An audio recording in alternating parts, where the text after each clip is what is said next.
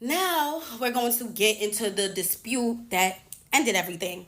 So I addressed everything to her.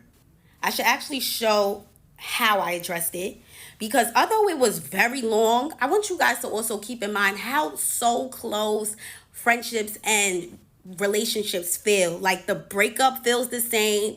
The way you express yourself, it can kind of feel the same as like, you know what I'm saying? Like it is very similar. So when I was explaining everything that I went through, it was a long ass paragraph. And like I was talking to my nigga. Like I was breaking everything down because I want you to know exactly how I feel and how it made me feel.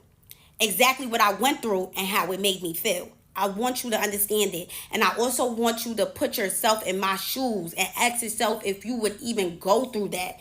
You know what I'm saying? Because people fail to realize that she skipped a very important part in her career, which was the grind. She barely had to do that. She barely had to do that. And that's okay. Some people are lucky. Some people are lucky, and we're going to call it luck. We're not going to call it her being blessed because I don't think the Lord will bless somebody like her. Her soul it doesn't belong to the person above. She is very dark and very soulless. And I've never been around this girl for more than 10 hours. Anytime I hung out with her, it was something very small, a small gathering, a small event. It was video shoots, you know what I'm saying? It never was chilling in the crib, face not done, chilling. You get what I'm saying? Like on some real friend shit. That's why I kind of got annoyed when a lot of people thought he was like, oh, you know what I'm saying? It wasn't like, oh, but it was like, we were still cool. Like that was still my girl, bro. So it was just her energy. I got to witness this very firsthand. I was around her every day, 24/7. I mean, not all the time, because she would go straight to the back into that room. And when I would see her, like at the venue and whatever, because after the Philly situation, I barely saw her. She was dark. She just, oh my God, like it's even scary to talk about. Like, bro, that girl, she needs to be saved. Like, I don't know if she was always like that, if it's Hollywood, but Hollywood never changed me. Like, Hollywood never changed me. But Nikki was very, very correct when she said, ain't no friends in the game.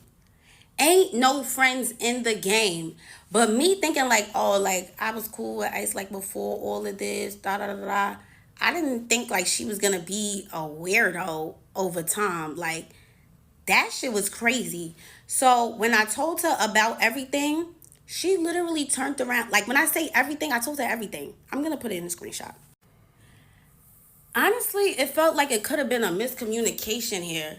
She winds up telling me that she told her manager, basically after the Philly situation, she told her manager to tell my manager that I'm gonna need to get my own room.